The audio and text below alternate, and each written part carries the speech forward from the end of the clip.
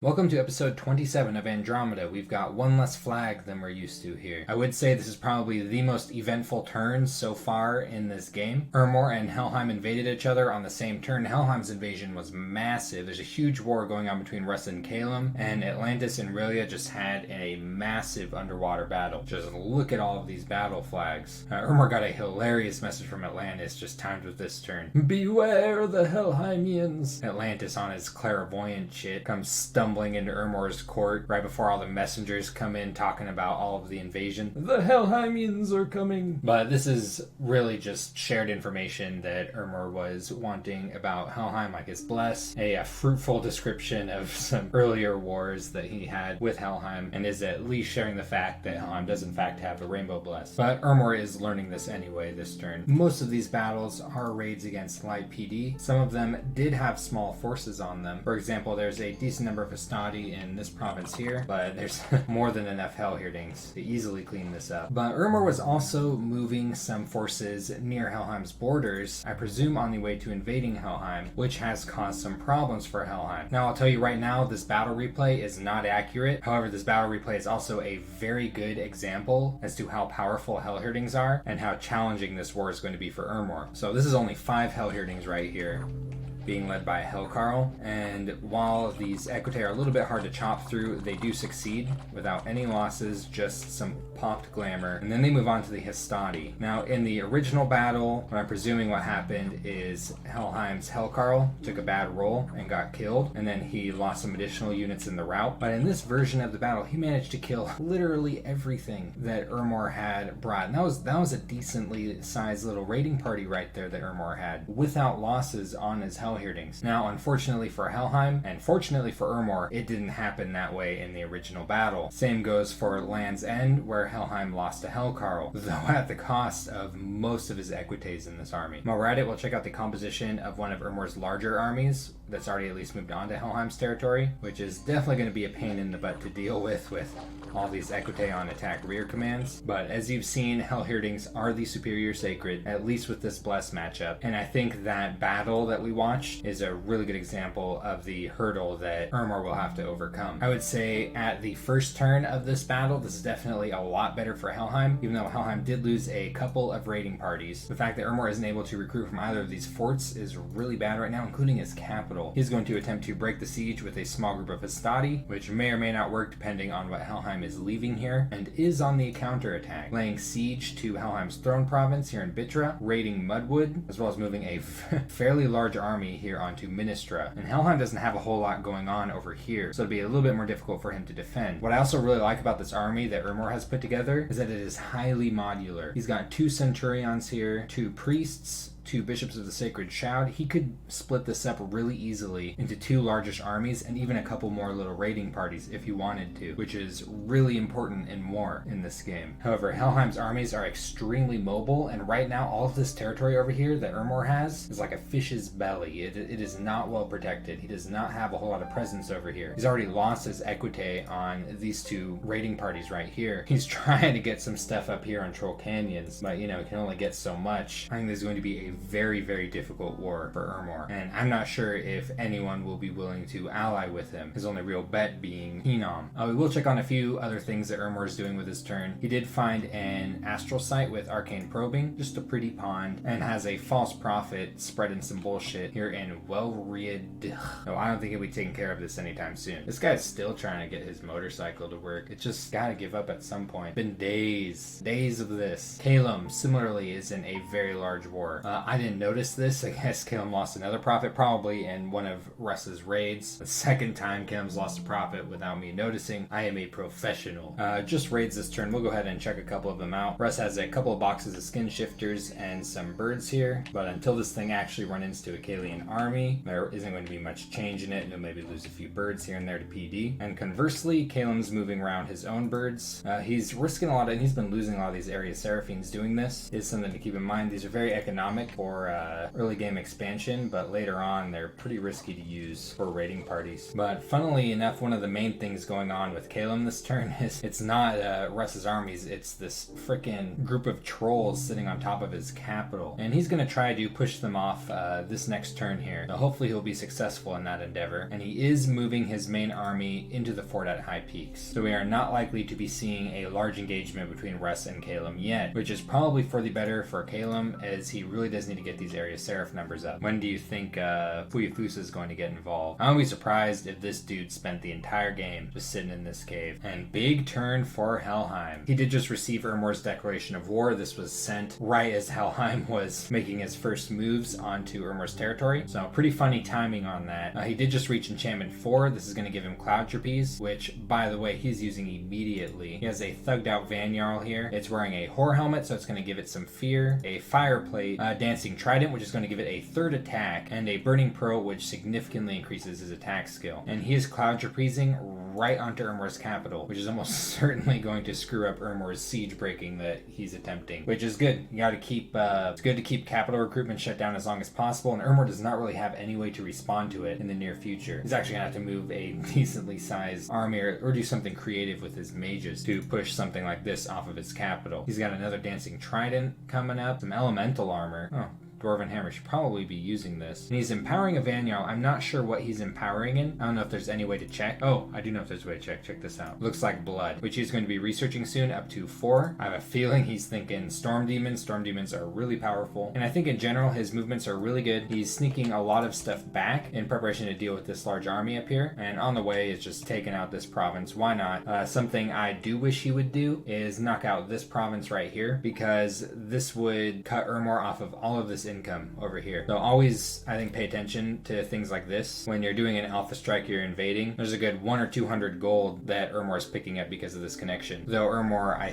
think, will likely at least recapture this fort next turn, as all Helheim is leaving on it is a single scout. One thing to keep in mind about the war that's going on right now between these two players is look at Helheim's research speed. He's already reached some pretty decent goals in research, and he's going to continue doing it fairly quickly. I checked Ermor's research speed, and right now it's at about 87. Now, I will say in general, the mages that Ermor can field at the moment are better than what Helheim has available. Helheim mostly has air ones, death ones, a lot of astral ones that are old. They're just meant to research. This is why his research is so good. But if Ermor doesn't have the research to back it up, it's not going to mean much. I am hoping a couple turns from now for there to be a pretty large engagement. I'm kind of suspecting there will be. Helheim seems to be moving just about everything he has in striking range of this army. And if he can take this out and keep Ermor from recruiting his Equite, things are going to start looking really bad for Ermor really quick. Russ has had a pretty nice surprise on this turn, and that is a nice bundle of 40 nature gems from Rillia. This isn't a trade agreement. Rillia is just sending in these gems hoping that Russ will send death and blood slaves in return.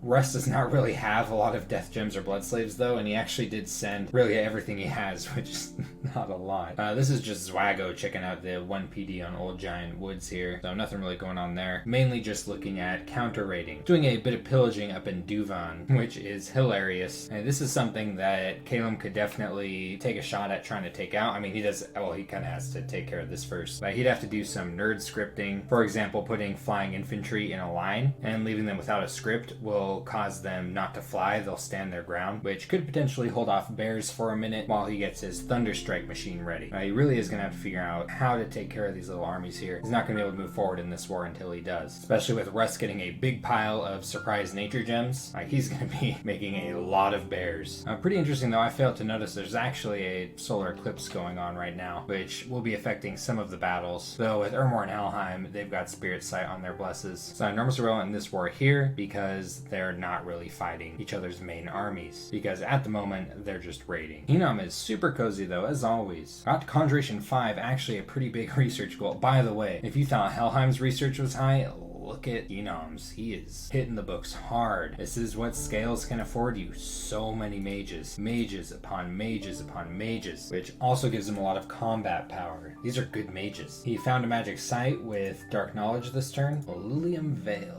death gems. And Ermor's scout has been slain. Good riddance. He's just sending a little party of Dawn Guard to clean this up. Site searching, building infrastructure. Doesn't look like he's really preparing for any immediate military engagements. I think that's what he prefers, though I do wonder what he's going to do once he realizes that Ermor and Helheim are fighting. He is poised to take a side, and with this amount of mages, with this amount of pretty powerful units, with all of this research, he has the best research in the game right now. The most research goals by actually a pretty significant amount. He could easily decide this war if he was to enter it. But for now, these are peaceful giants. And now we get to the big battle between Atlantis and Rillia. This is pretty much everything Rillia has. This is pretty much everything Atlantis has, minus some mages. I do gotta turn on colors for this. Unfortunately, they're both blue, so it's not gonna make an enormous difference. But that's because, like many underwater fights, like big ones, there's gonna be a lot of water elementals, and that is often what it comes down to.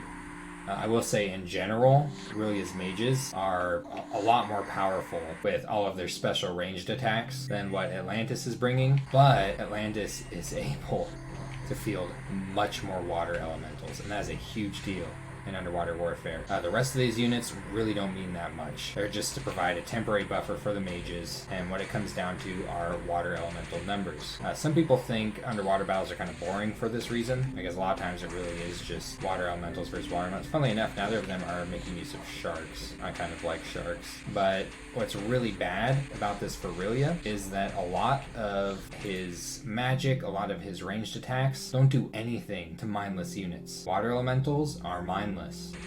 So now that pretty much all of the units are dead and routed, all that's left are mages and water elementals, and Atlantis has the clear advantage here. Really has lost all of his mine lords, and now he's just got some Abodai retreating as best as they can. So at the cost of almost all of his units, none of his mages though, which is a big deal. Atlantis didn't lose a single mage in this fight. Atlantis takes the victory, kills all of Rillia's mine lords that he had here. That's what pretty much seals this war, honestly. That's a huge investment for Rillia, and it's destroyed. Some Abodais did escape, but Rillia with his scales is not going to be able to replace this. I personally knew that this battle is absolutely going to go down like this. I just didn't want to spoil anything for those that aren't as familiar with underwater battles. It really does, for the most part, come down to fielding summons, and Atlantis was much more capable of doing so in this fight. So what's next for Atlantis? He's got to replenish his units. This is all he's got left on this province here, but he's doing a couple of cool things. One of his mage got his brain fried in that fight. So what happens when you fight mine lords, and he's just thrown him away onto this province right here. On this province, however, he's sending in Shad Foth with bracers of protection, who, in case you missed it, he prophetizes, the guy that won the arena and got the champion's trident. So absolute boss, and we're gonna see him start raiding Rillia, though I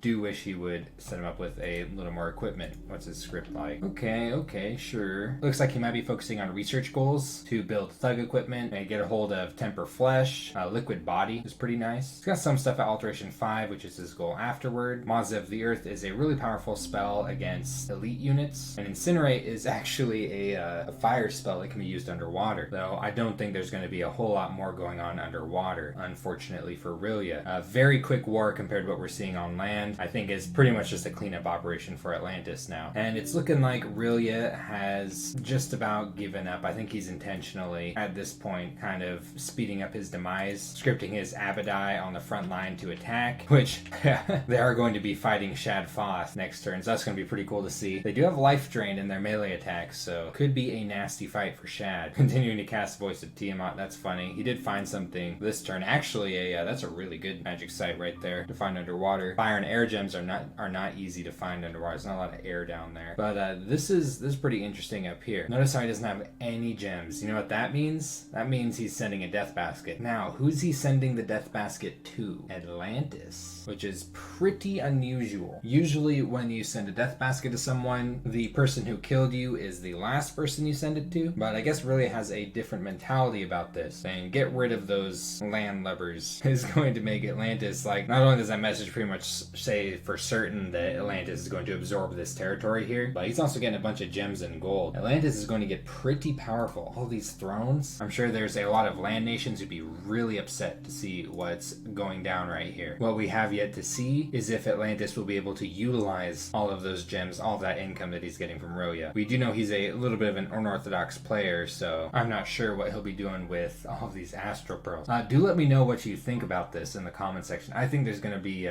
quite a few of you with some pretty strong opinions about this move here. Some people just straight up hate the concept of death baskets, so I'm definitely curious to see what some of you think about this this particularly gnarly death basket going on here. Very unusual circumstances. But yeah, we'll kind of see what really it does from here on out. It does seem like he's given up, but he's still like moving things around and whatnot. He might have something interesting planned, but I'll kind of postpone kind of talking about what really could have done better strategically, though, you know, honestly, I could say right now, I think all of Rilia's problems started on the Pretender creation screen. So that's been turn 28 of Andromeda. Just like that, another player's pretty much been knocked out, though their flag should be around for quite some time. But the biggest war yet is just beginning, and I'm thinking we're a couple turns off from a pretty big battle in that war. Unlike the battle between Calum and Russ, I don't think Ermor and Helheim are going to be avoiding each other's large armies. Particularly Helheim, I think, is hunting for a big fight. I'll see you later.